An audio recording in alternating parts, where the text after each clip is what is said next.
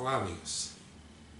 Num encontro nosso passado, nós comentamos sobre a questão 621, dizendo que uma das menores respostas dos espíritos superiores sobre as perguntas que Allan Kardec havia feito era a questão 621, onde está escrita a lei de Deus na consciência. Hoje nós vamos falar qual é a menor. A menor é a 625, quando Allan Kardec pergunta quem que Deus nos teria dado como modelo e guia para a humanidade, e a questão 625, a resposta é Jesus. Essa é a menor resposta do Livro dos Espíritos.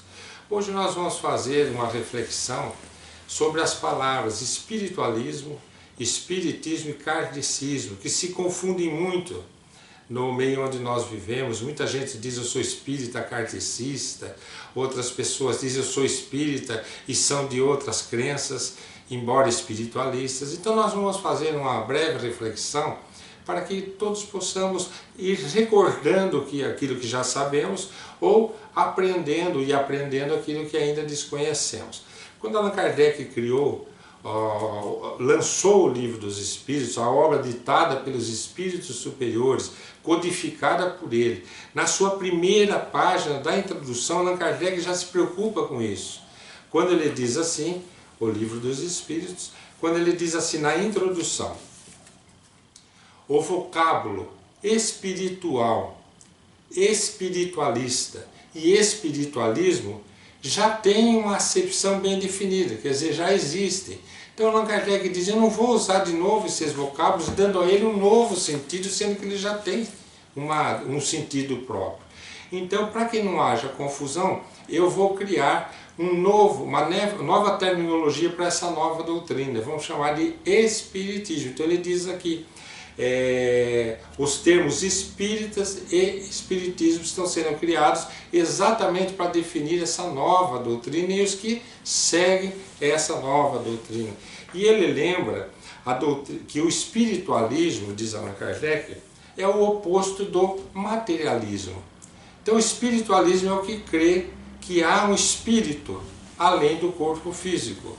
Todo espiritualista crê que há um espírito além do corpo físico. Aliás, a definição de espiritualista vai um pouco além. Ela diz que o espiritualista é aquele que crê que existe um único Deus, um Criador não criado, que é o que cria tudo, que cria todos. Então é a crença em Deus e a crença no Espírito. Aí as doutrinas se diferem sobre esse mecanismo de relação entre o espírito propriamente dito e a vida material.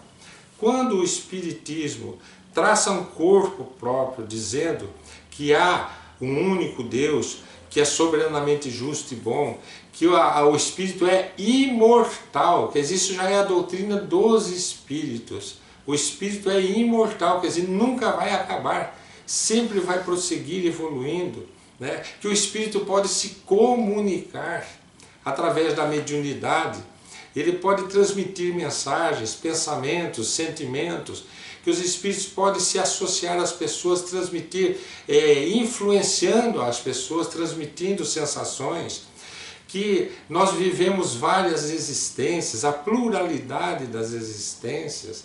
Então isso são princípios doutrinários, que há muitas moradas na casa do meu Pai, dito por Jesus, significa muitos mundos habitados. Então esses são os princípios básicos da doutrina: a crença em Deus, na imortalidade da alma, comunicabilidade dos espíritos, a pluralidade das existências e a pluralidade dos mundos habitados. Então isso é espiritismo, é a doutrina ditada pelos espíritos Allan Kardec, que o organizou de tal maneira que ele foi chamado de o codificador. Então nós vamos para uma outra análise. Então quem é Allan Kardec? Que significa Allan Kardec? Allan Kardec é um nome, é um pseudônimo que o professor Hippolyte Léon Denisard Rivail escolheu para assinar suas obras, porque nos seus primeiros encontros com as mesas girantes, com as mensagens que foram recebidas na casa da família Baudin, em Paris, Ali um espírito que se autodenominava Zéfiro dizia que ele havia sido um druida em vida anterior, cujo nome seria Allan Kardec. Então aí o professor Rivail passou a adotar para as obras do Espiritismo, então ouçamos o Espiritismo como aquela doutrina ditada pelos espíritos superiores, é a doutrina dos espíritos. Então quem estuda essa doutrina, quem segue essa doutrina é espírita, e por isso ele está estudando o Espiritismo. Ah, não é kardecismo? Não, porque Allan Kardec não criou nenhuma doutrina. Allan Kardec é o pseudônimo que o professor Rivail usou e ele não criou a doutrina. Mesmo que fosse assinado Rivail, não existiria rivailismo, porque não é dele a doutrina é dos espíritos. Então, não existe espírita kardecista, não, só existe espírita.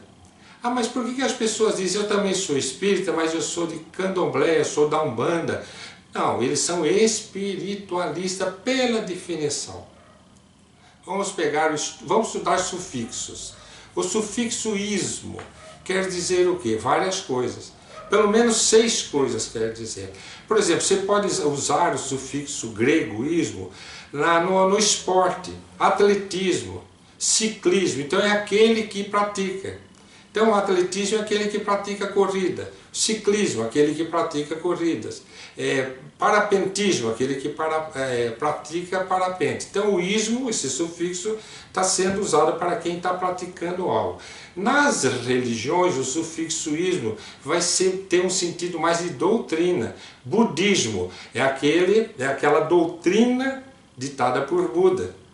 Então, espiritismo, a doutrina ditada pelos espíritos. Judaísmo, a doutrina dos judeus. Então, tem o significado com o sufixo ismo de doutrina. Então a doutrina dos espíritos chama-se espiritismo. Quem estuda e segue a doutrina dos espíritos, essa que eu resumi pelos seus 5 princípios básicos, são espíritas. Então só há um espírita, o que estuda a doutrina dos espíritos. E os outros todos somos espiritualistas. Não materialistas, espiritualistas, todos, porque cremos em Deus e na existência dos espíritos. Então nós, os espíritas, somos espiritualistas, assim como os judeus, assim como os budistas, assim como os umbandistas, assim como os de candomblé, somos espiritualistas.